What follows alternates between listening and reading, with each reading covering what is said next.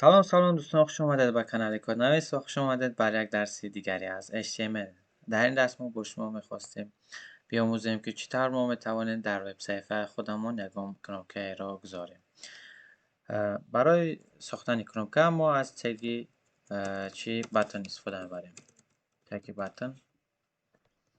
وقتی که تگی باتن را سازیم در درون وی در کانوکه ما چی نوشته شدگی را باید چیکار کنیم؟ وارد کنیم. ما مثلا کانوکه یوتیوب را ساختن هستیم با شما. در اینجا یوتیوب همو می برمیگردیم با وب صفحه‌مون. چه که شما میبینید در اینجا یک کانوپه داریم که در درونش چی نوشته یوتیوب نوشته است.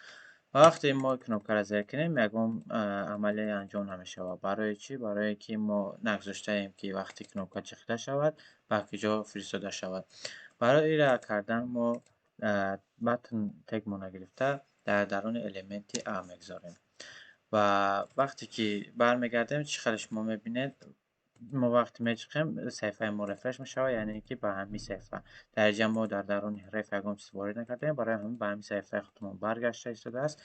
و اگر که در اینجا ما تگی ادرس یوتیوب رو داخل کنیم شما میبینید که وقتی ما زیر کنیم به کانال یوتیوب برمیگردیم و همین خیش ما میتوانید هر دیگر صفحه‌ای که فیسبوک یا اینکه در وب صفحه خودتان وارد کردنی باشید تو مشش رو گذاشتن خواسته بخواین چیکار میکنیم با واسطه همین تگی باتن همین کار رو انجام داده میتونیم. چیکار که شما ببینید چیکار با صفحه فیسبوک رفتیم و هر دیگر اینستاگرام دیگر چیزایی که شما خواهید میتوانید انجام دهید. واسه ما در اینجا یک چپایی هم میگذارم. شما میبینید تگ باتن اساسا تگ اینلاین می باشه، تگ خطی می باشه و بلاکی نمی باشد. برای همه بر هر دوشون گذاشته شدند. درجه سیم تکمچه هم داخل میکنیم. مثلا چی را بذاریم؟ تویتر.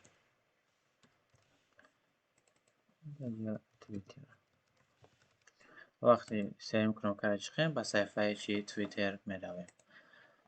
و همین درس امروزه رو با پایان میرسیم. امیدواریم که شما بخاطر یکم چیزی نقص آموختین.